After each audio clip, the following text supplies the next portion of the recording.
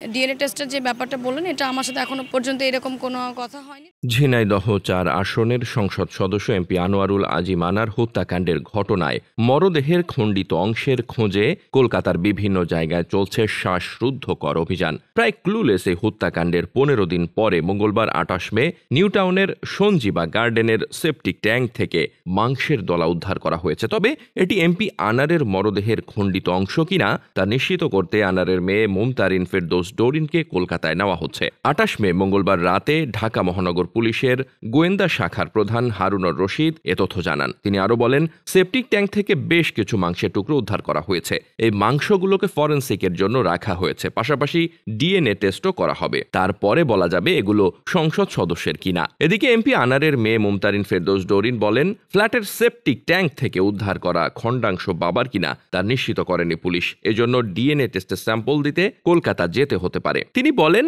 আমার ভারতীয় ভিসা হয়েছে, যদি কলকাতা পুলিশ ডাকে তবে ডিএনএ টেস্টের স্যাম্পল দিতে সেখানে যাব। আমার বাবা হত্যার সঠিক বিচার চাই।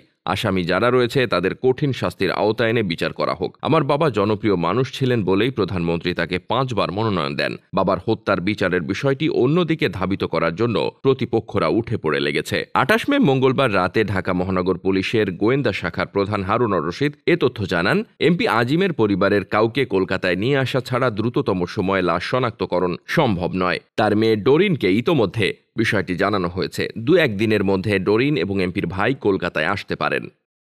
Desk report, বার্তাবাজার।